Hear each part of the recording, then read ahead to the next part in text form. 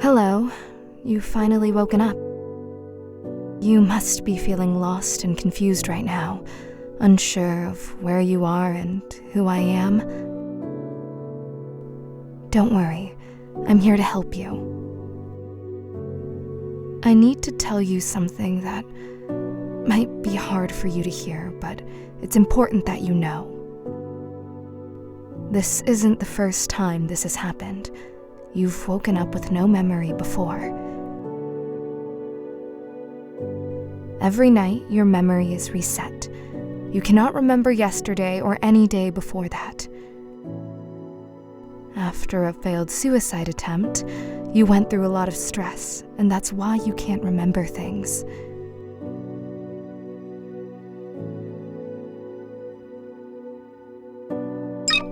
Oh, I forgot to introduce myself. My apologies. My name is Marana. Your mom hired me to look after you, as every night you wake up oblivious to the world around you. My role is to be a beacon in the early hours, to help you navigate through the confusion. Of course, I am also here to assist you in regaining your memory. By the way, my duty is to provide you with a guide on what to do when I'm not around, and where to find essential items you might need. Here, this is the guide. As you can see, it's a bit worn out since you've used it prior. In case of emergencies, the first aid kit is in your cabinet at the very bottom. You'll instantly recognize it. It looks like a typical first aid kit. Just to be on the safe side, I've sketched a picture of it here in the guide, so you can be sure you found the right box. To get to the kitchen, you will need to leave your room, walk straight down the corridor, then take a left. That's where you'll find the kitchen. If something happens to either of us, dial 911. That's the number for emergency services. Your phone is on the table. The phone is switched on and fully charged. You've always had a knack for figuring out how to use it, so I'm sure you won't have any issues there. What else was there? I feel like I'm forgetting something. Oh, right. If you have to call an ambulance, you'll need to know your address. It's 4 Buttiff Street, Arc City. It might be a bit challenging to remember right now, so I understand. However, everything I have just told you is written down on this note. Please, keep it safe and always have it with you, okay? Great. You're doing very well. Now, to add a little joy to the moment, I've prepared something special for you. I cooked your all-time favorite dish, toast with egg. It's important to fuel your body. After eating, I can give you a tour around your room and help you discover more about your life that's been temporarily forgotten. So don't rush yourself. Eat at your own pace. I'll be here.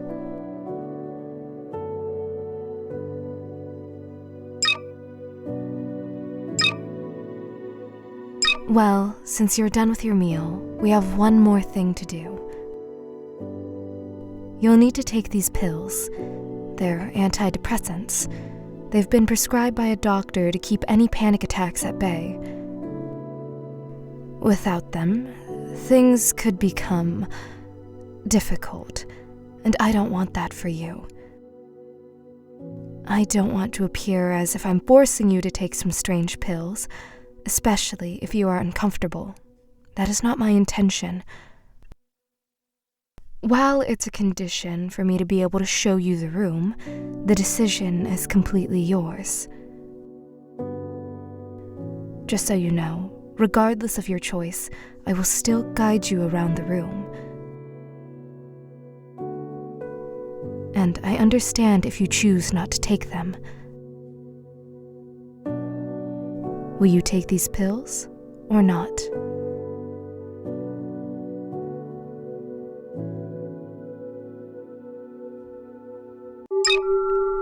Are you okay? I can see your gaze fixed on me. It's as if I'm a ghost to you. Please respond to me in some way. If this continues, I might have to insist that you take the pills. In such a situation, I can't afford to delay, and I must ensure you take them. You're currently in an abnormal state and need to regain your senses. I will give you 3 of the antidepressants in the hopes of bringing you back. I sincerely hope you're not playing some kind of prank on me, because if so, it's not funny. The effect of the pill will kick in soon, so I need to help you up so we can start exploring your room. It's crucial. Maybe as soon as you see your personal items, your memories will flood back, and you'll regain your usual demeanor. Although, perhaps you are finding it hard to trust me, which I find unlikely. After all, I have been clear regarding my role here, and you have always trusted me in the past. So, extend your hand to me, and I will help you stand.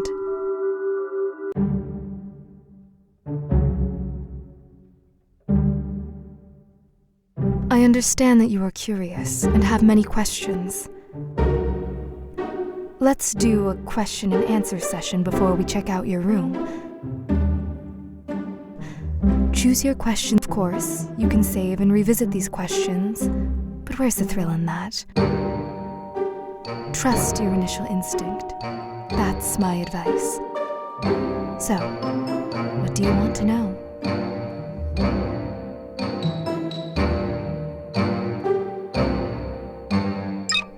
Honestly, I don't know. I don't see her when I visit you. It wouldn't be right for me to ask where she is, because she is my boss. So I cannot fully answer that, but I think she is working hard for you. Do you have any other questions?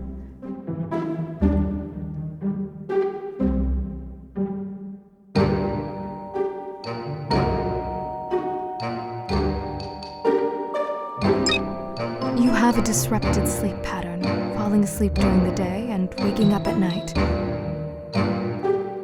It seems this can't be corrected. Ever since you left school, you've been very neglectful of your sleep routine. Now you face the consequences. Do you have any other questions?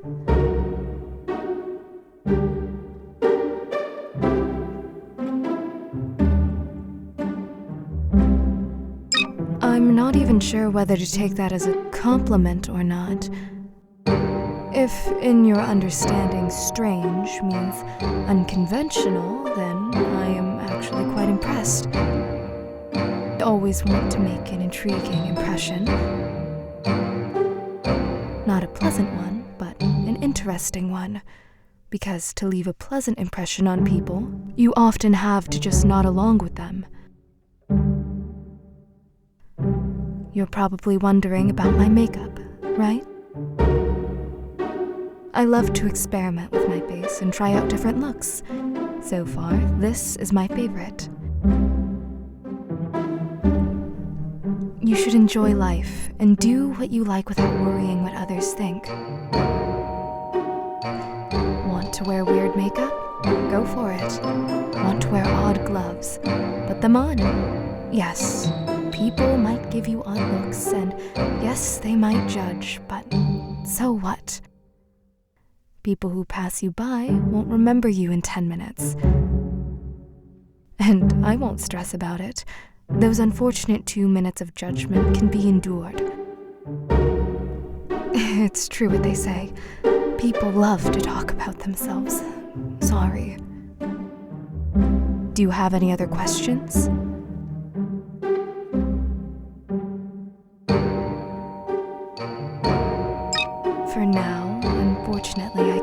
answer that question. It's personal. All I can say is that it was an unfortunate accident. That's all you can know. All right, that's enough questions from you. Let's move on to inspecting the room.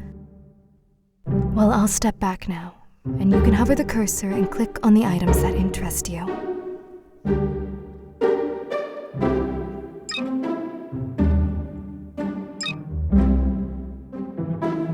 This is the coziest place on the planet.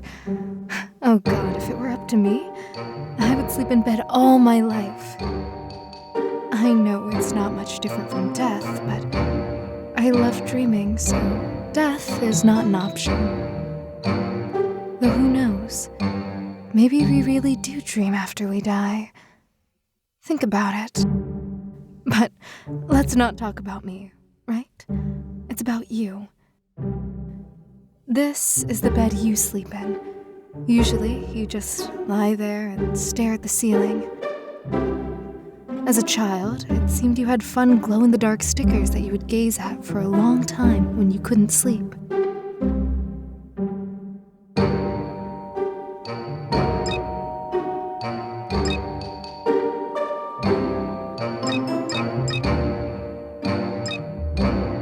This is a poster of a rock band you liked as a child. You know, you used to buy these posters and stick them up, but later on you thought it was a bad decision. At least this poster still hangs here, reminding you of your childhood and how you were a huge fan of this band. I think removing the poster is not a good idea. It would take off the wallpaper as well, ruining the look of your apartment. You can continue looking around the room. I should start by saying that all information I'll share comes from your mother. This is your laptop. You enjoyed listening to audiobooks and playing games. You also use the laptop for your studies. You even made friends online to play games with. This laptop is like an extension of you. You practically spent all your time on it. As soon as you left school, you initially spent a lot of time on your laptop. Apparently, you were attempting to isolate yourself from reality and its consequences. But soon after, you grew tired of it and stopped playing video games. I'm not sure if it was a good or bad decision, but it definitely changed your life a bit. By the way, you can look into your laptop and see what's there. Want to check?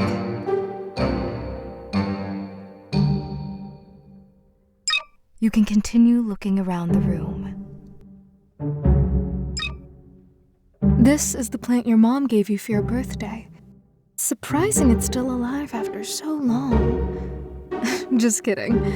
It's really because you've always taken such good care of it. Good job.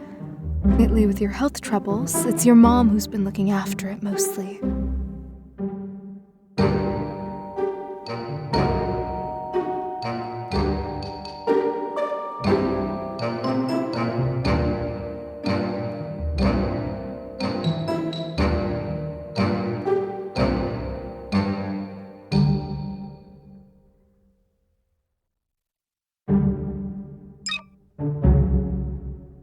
Another poster, but this one you bought when you were a bit older. You were a fan of anime, it seems? But since you were a child, you mostly watched romance. I understand you. I was the same. Only later do you realize that such things don't happen in real life. Or do they? Maybe it just hasn't happened to you yet. Don't lose hope. Anything can happen in the future, right? But that's not really important. Later, you regretted buying the poster, but you can't take it down because it would ruin the wallpapers.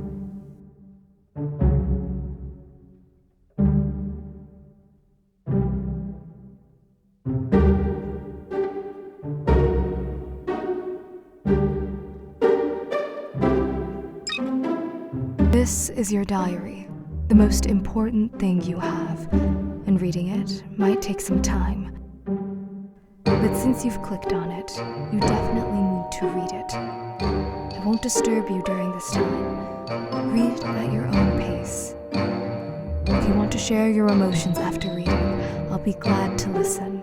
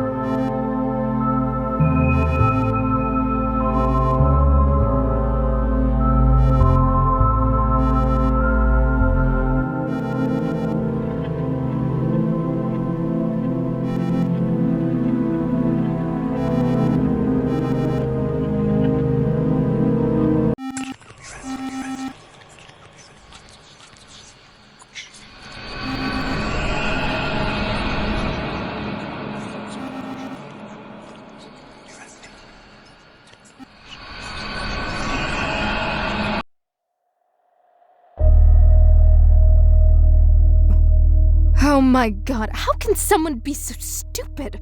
I just can't anymore. Where is your intelligence? How can someone be like that? Haven't you tried thinking? I am not real, and even a fool would understand that, right? Even someone who hit their head 100 times could figure that out.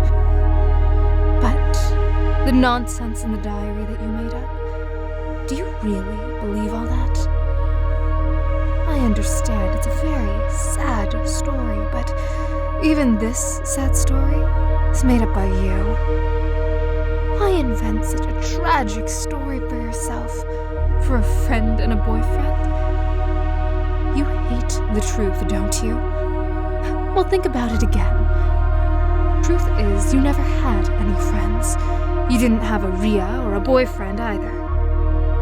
You made them up, just like you made me up. Practically everything you wrote in the diary is not true, but fiction. Think about it again. You write in your diary about how your boyfriend and your friend ignored the fact that you suddenly disappeared. What nonsense is that? Think if you really had friends and a boyfriend, they wouldn't know where you live? That sounds illogical. Very illogical. Damn it, illogical. Do you really think they wouldn't visit you if you suddenly disappeared? Something like, oh, my best friend disappeared without telling me anything, and I'll just do absolutely nothing. Or, yes, I love her, but she disappeared and I'll just accept it.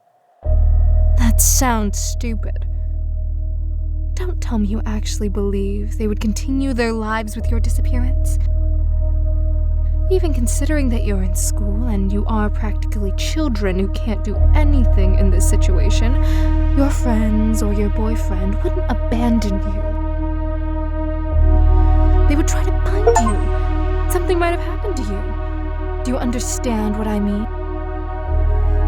But unfortunately, all of this is just your imagination. No one is going to look for you. In reality, you're just a lonely girl with schizophrenia and a bunch of psychological disorders who doesn't leave her home. You've had this illness since childhood. You didn't go to kindergarten or school because of it. And your mom kept you at home. You hardly saw the sunlight in your life. Not that it's her fault. She was scared to let you out among people because you always acted strangely and other children always laughed at you and bullied you. Your father left your family not because of some student he found, but because of you, and you know it. It's all because of you. You've gotten too caught up in your own play. I'm tired of being in it. I'm leaving. Stay by yourself and enjoy the solitude, since you love to suffer, right?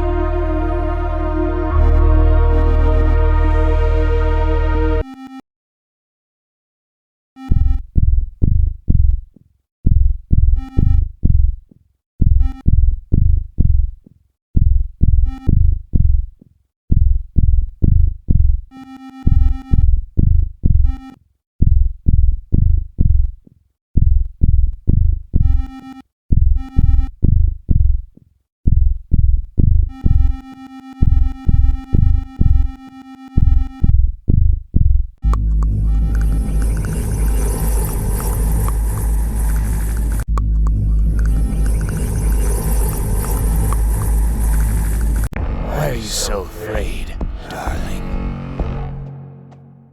Can't even turn your head. Am I that terrifying to you? You're insulting me with this kind of behavior. If you don't turn around in 10 seconds, I will kill you. I am counting. 10, 9, 8, 7, 6, 5, 4, 3, 2, 1. Good girl. I thought that you were really stupid, but I see some progress. Well, well. Who do I see? A little girl, lost in her own mind. Did you get lost, dear? It must have been very scary to see what you saw. I understand you like no one else. It's okay. Sooner or later, this was bound to happen. What you see is your mother, or rather, what's left of her. Ah, yes. Who did this to her, you ask, right? You did. You did this.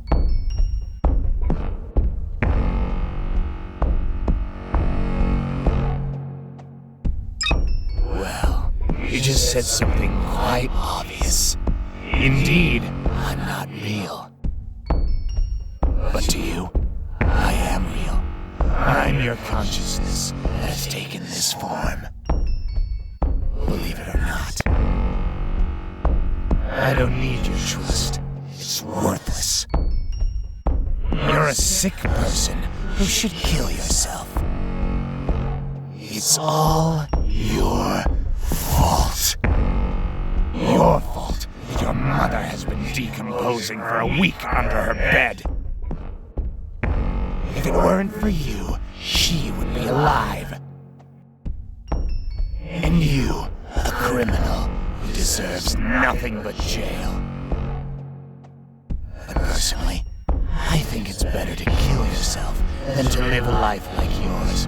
Don't you think? Ah, wait. Your look. I know what it says. You don't just disbelieve me. You want to see evidence. Well, you could have said so straight away. I will gladly show and tell you everything in detail.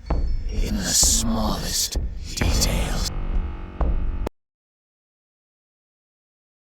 It was a regular evening, and you had a fight with your mom.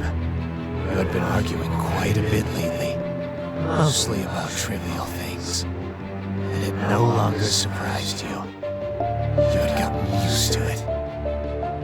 But at some point, your mom began to lose her mind with anger towards you. She got so angry that she started hurling terrible insults at you. She kept repeating one word. Wretch. Perhaps she said more, but all you could hear was the echoing word. Wretch. Let's talk more about how exactly you killed her. You don't remember? No? Look, do you see the broken vase on the floor? With that vase still filled with flowers, you tried to kill her as she turned toward the window. Honestly, you hesitated at first, but after grabbing the huge vase and hearing her insult you, you seemed to get a taste for it. I was telling you to do it at that moment. You know, to add a bit of courage, since you were always too timid to take bold actions. And at one point, after mustering a great deal of courage, you took a last breath before... Boom! Your mom had no opportunity to grasp what happened, but you missed when you threw the vase. Like I said, you're not good at this. Wait, what happened next?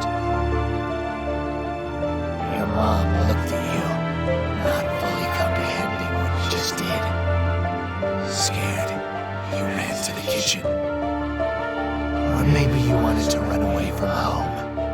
I'm not sure. Your mom chased after you, not understanding what was happening. You're in the kitchen. Your mom's in the kitchen. But there's a difference. You're standing next to a branded, huge, sharpened knife, which you take in your hand, and you point it at your mother. Your mother, naturally, is in total shock.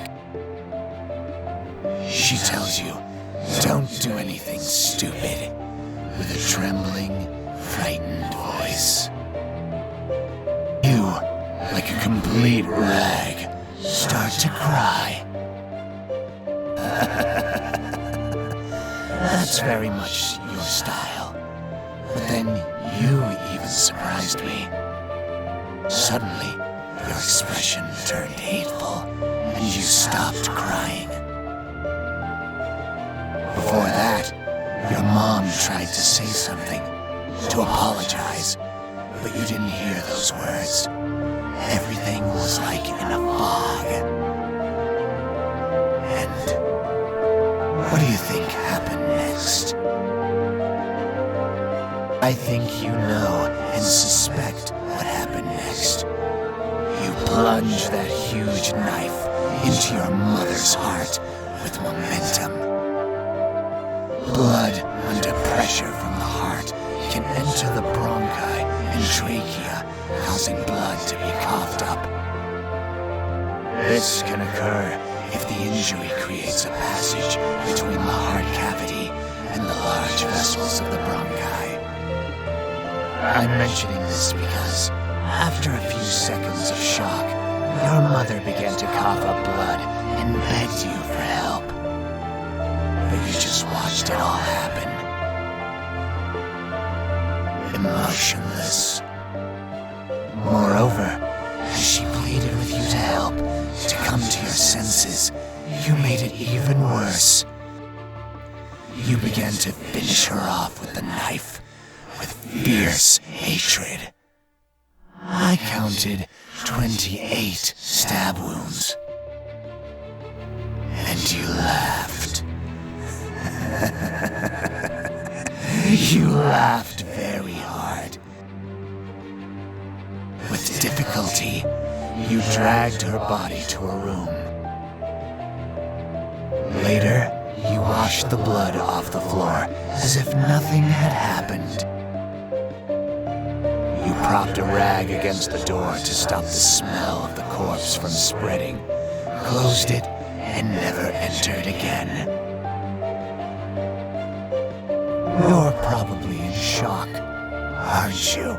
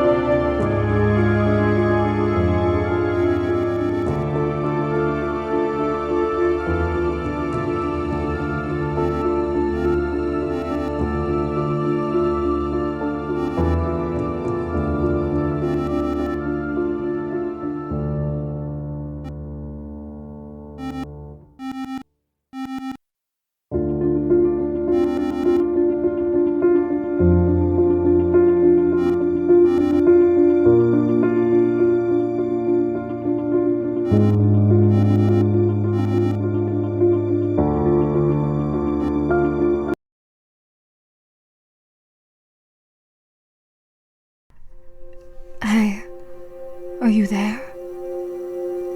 Wake up. Do you really think that sleep will solve all your problems?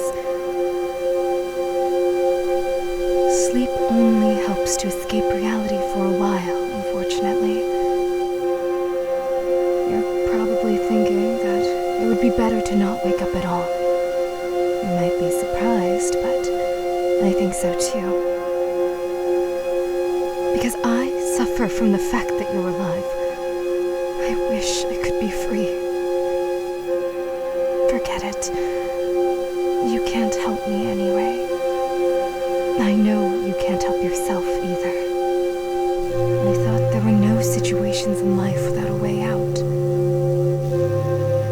But your situation, there is a way out, honestly, but it's kind of a dead end. It's chosen when people think there's no other way. I feel sad for you. And sad to see you suffer. I'm speaking honestly, putting aside the image you've created of me. You just wanted to be healthy. Have a friend, a boyfriend, go to school.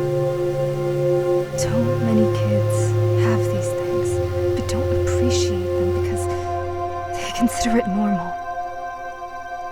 You, a lonely child, were very unlucky in life. You're actually smart and pretty, but your illness, unfortunately, you'll keep losing your mind more and more. And soon, you won't be able to distinguish imagination from reality. I feel like I should help you, even though you want to see me as a monster. It may seem untrue, but in the deepest corner of your soul, you wanted to be scared at that time. You wanted adrenaline? I don't know. In any case, monsters won't bother you anymore. And I'm sorry for yelling at you earlier. I don't know what came over me. I didn't mean to. I just wanted to help. You're alone now. I know what you've been through, and you must have many questions. Like whose corpse is lying in the room? I'll tell you right away, I don't know. I'm just your imagination, and I can't distinguish reality from your imagination. You must be feeling terrible right now. Let's go outside instead. Fresh air will help clear your mind. It's night now, and the sky is likely to be especially beautiful. You've hardly ever gone outside before because of your illness. How do you like the idea? Let's take a walk.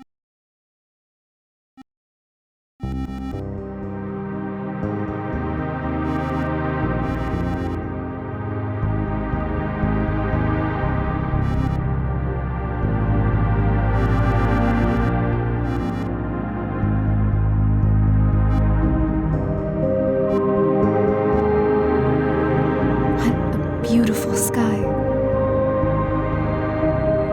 It feels like the stars are trying to talk to us. They twinkle so fast, as if they're sending a signal. Or is it aliens? Just kidding, just kidding. And the night air smells so wonderful, combined with the slight chill. Don't you agree with me?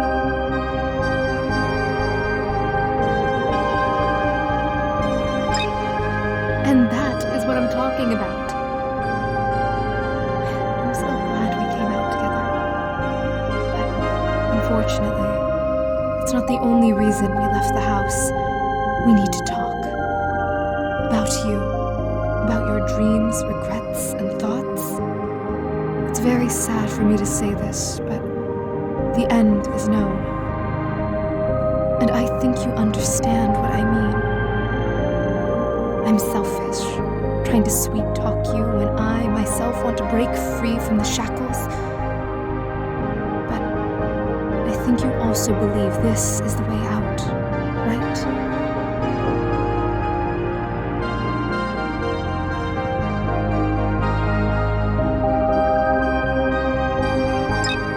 Thank you for being honest with me. I appreciate it. It's strange. I wanted to talk to you, but I don't know how to start the conversation. I guess I'm too anxious. I just feel sorry for you.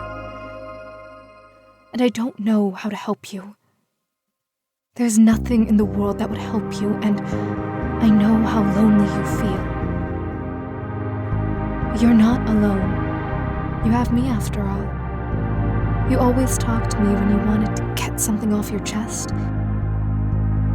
You're a kind person who wouldn't hurt a fly. And I know you have no one to talk to. Even your mother, she was always too busy to talk to you.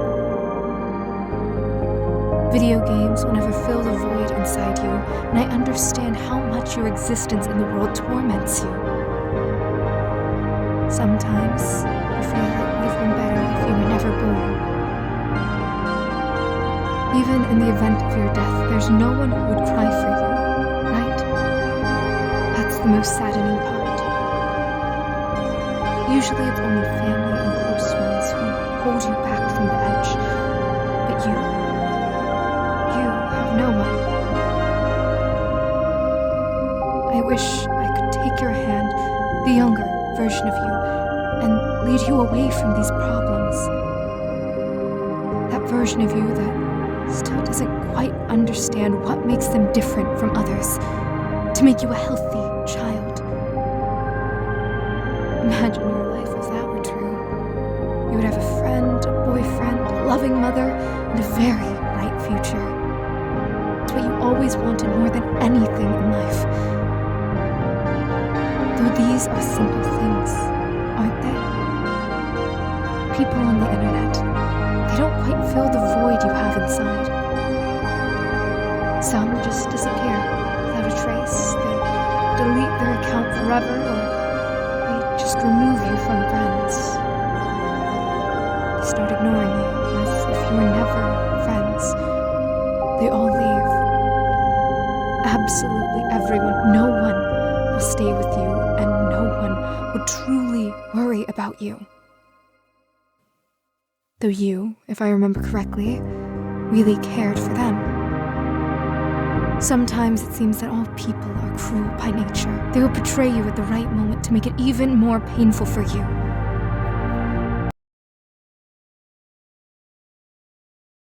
Io was such an example for you.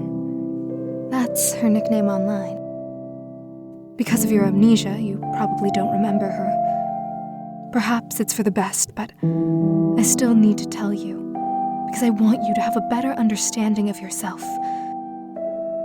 When you were a teenager, you actually had many friends online with whom you often spoke. And since you were children, you shared everything that happened in your life. You became friends with Io shortly before your 13th birthday. You became practically best friends, and you knew about Io's problems in life. Everyone had problems, and you worried about Io, and even cried when she was hurt, always trying to support her. When she was at the toughest moment of life and death, you saved her. But could she do the same for you? Obviously, she didn't do that for you. She just deleted her account at some point when you wrote to her about your problems. Since you knew her by heart, you easily found her new account. She added all the friends from the previous page there. All except you. And she shared photos where she enjoys life. I can't imagine what you felt looking at this. Sometimes, you even thought about writing to her. Ask what's wrong. Maybe there was a mistake. After all, you wanted to be friends with her. Even if she didn't want to support you, you still wanted to communicate with her, even without her support. That's how lonely you were. I think this has greatly affected you. You still, after years, follow her social networks, where she is happy. And it seems she's already achieved everything in life. I don't know if you're happy for her, or sad, or hate her. What do you feel for her?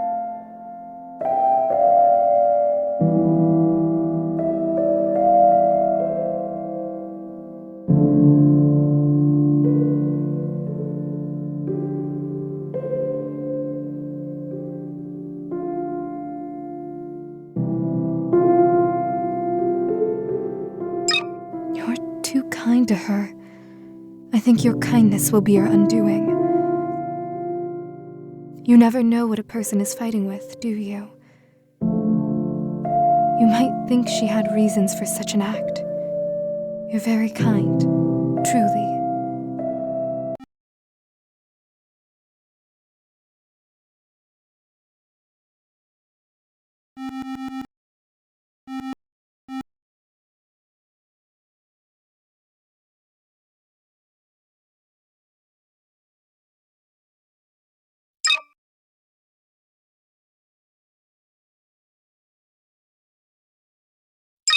I don't know. You're asking an imaginary friend what's real and what's fiction. Are you really okay? Besides, I already told you I don't know.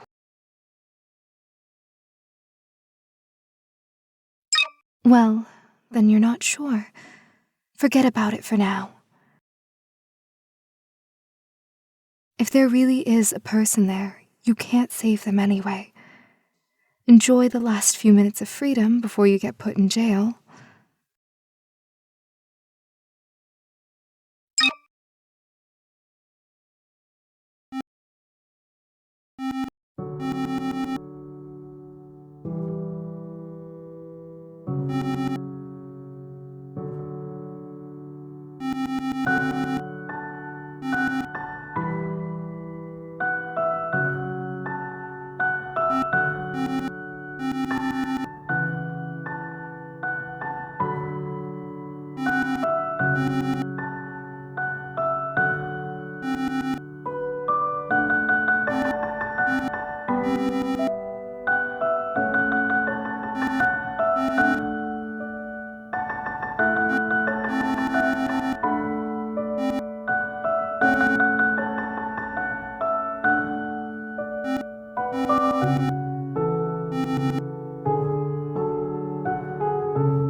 Don't make me laugh.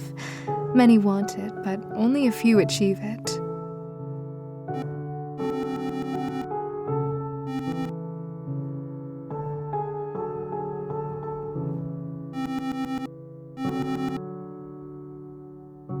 For the better? That's a subjective concept. Good and evil are subjective.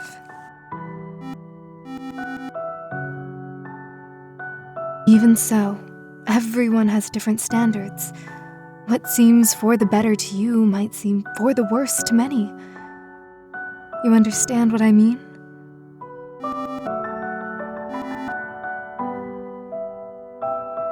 Not at all. Every person is different. What can you do? Someone engages in charity, and for them, it's good, while someone else kills people and considers it charity, as it frees people from a terrible life.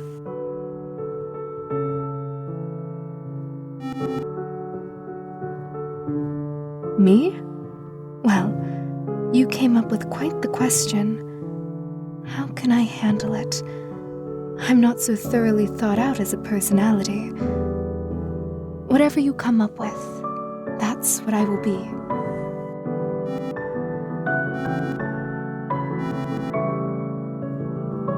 Are you kidding? Can you imagine me in that doctor's attire? That's too funny.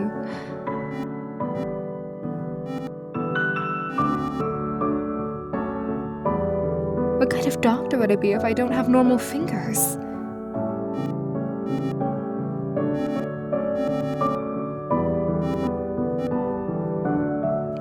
That. Yes, I remember. These are gloves. Well, hands are burnt. That's why I wear gloves. I don't want you to see that. My hands look terrible. A fire, obviously.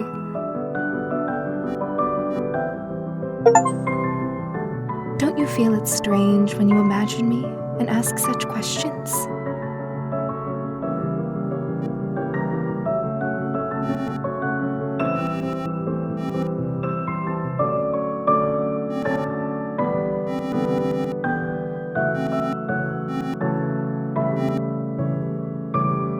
Thanks for the compliment, but because you still can't decide who I am for you, you don't know yourself. How can you create a constant personality for me?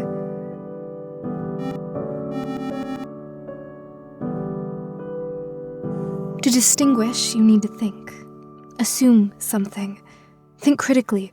What could really happen and what sounds illogical and unrealistic? Only in the end will you find out what's true and what's not.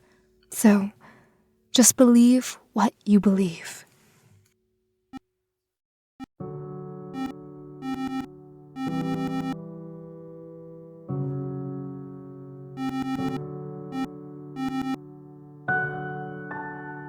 No, it shouldn't.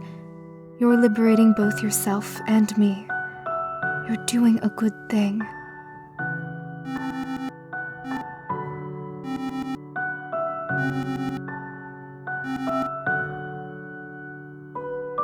We can't talk like this forever. We'll run out of topics before an hour passes.